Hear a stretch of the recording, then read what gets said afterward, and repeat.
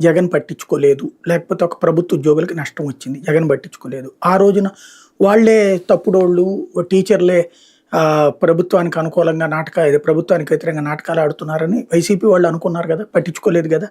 ప్రభుత్వ ఉద్యోగుల యాజిటేషన్ కూడా జగనోళ్ళు పట్టించుకోలేదు కదా! పైగా 2 కామెంట్లు కూడా చేశారు కదా వాళ్ళని. అప్పుడు అంటే మనకి పవర్‌లో ఉన్నప్పుడు చుట్టూ ఒక వైఫై ఉంటుంది. మనం ఏం చేసినా రైట్ అనిపిస్తుంది. దాన్ని నిర్మాణాత్మకమైనటువంటి డిబేట్ చేసే మీడియా ఇదివరకు ఉండేది.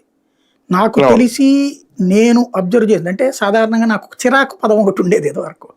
యంగ్‌స్టర్‌గా ఉన్నటువంటి టైంలో మా హయాంలోనా, మేము ఆ రోజుల్లోనా అని మాట్లాడితే చిరాకు పుట్టేది.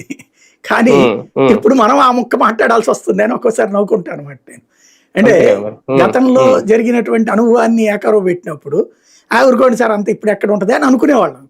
ఇప్పుడు నా వయసు పరంగా నేను చూస్తే గత 30 ఏళ్లలో అప్పట్లో ఉన్నటువంటి తీరు, ఇప్పుడు ఫర్ ఎగ్జాంపుల్ నేను ప్రత్యక్షంగా చూసినటువంటిది, ఒక స్టేట్మెంట్ జరిగిందంటే, ఒక ఇష్యూ జరిగిందంటే ఆ ఇష్యూ మీద ఇమీడియట్గా ప్రతిపక్షం మాట్లాడితే ప్రభుత్వం స్పందించేది, అవసరమైతే దర్యాప్తులకు ఆదేశించేది, దాని మీదన తప్పు అయితే చర్య తీసుకునేది. అది తెలుగుదేశం అయినా కాంగ్రెస్ పార్టీ అయినా సరే. తప్పు అధికారి చేసినప్పుడు వెంటనే చర్య తీసుకున్నాం, ముందు మాకు తెలియలేదు అని వివరణ